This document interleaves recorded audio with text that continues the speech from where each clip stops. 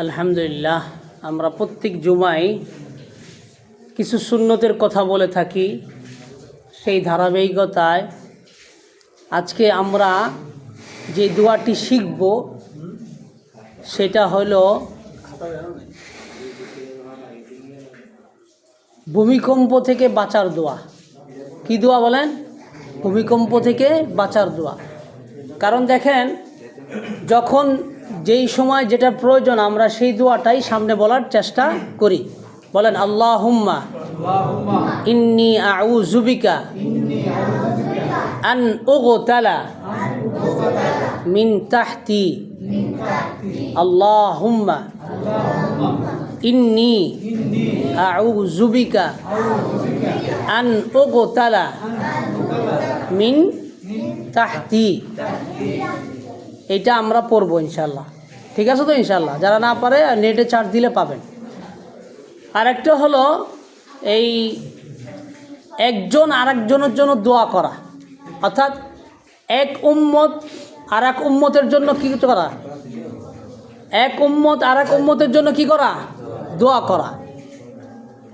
তো আল্লাহ রাসূল সেটাও শিখাই দিয়েছেন কিভাবে দোয়া করতে হয়। বলেন, আল্লাহুম্মা গফিরলি উম্মাতা মুহাম্মাদিন সাল্লাল্লাহু আলাইহি ওয়াসাল্লাম।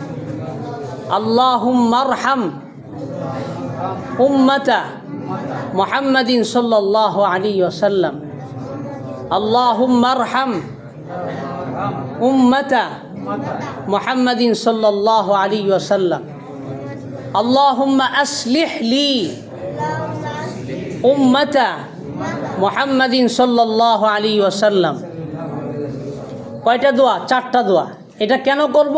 এই দোয়াটা করলে পরস্পরে আমরা ভূমিকম্প থেকে বেঁচে থাকব। সেটার অর্থ কি? যে আল্লাহ উম্মতে মুহাম্মাদিকে মাফ করে দাও। এটা বাংলা বলে দিলাম। কি বললাম? বলেন, আল্লাহ উম্মতে মুহাম্মাদি কি করো? মাফ করো।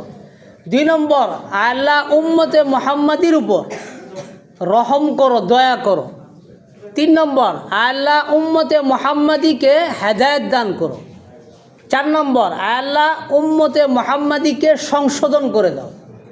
এইটা আমরা প্রত্যেক নামাজের পরে প্রত্যেকে পড়ার দোয়া করার চেষ্টা করবো তো ইনশাআল্লাহ। একটা কি বললাম? যে আল্লাহ এই উম্মতে মুহাম্মাদিকে কি করে দাও? মাফ করে দাও। বলেন, কি করে দাও? মাফ করে। দ্বিতীয়টা কি?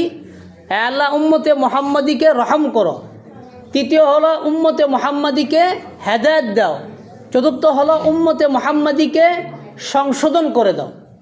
এই দোয়ার সাথে যদি আপনি ওই যে দোয়াটা শিখাইলাম, আল্লাহুম্মা গফিরলি আল্লাহুম্মা ইন্নী আউযু বিকা আন উগতালা মিন তাহতি, তাহলে এই দোয়াটা, এই দুইটার সমন্বয়ে ইনশাআল্লাহ আল্লাহ তাআলা আমাদেরকে ভূমিকম্প থেকে হেফাজত করবেন। বলেন আমিন।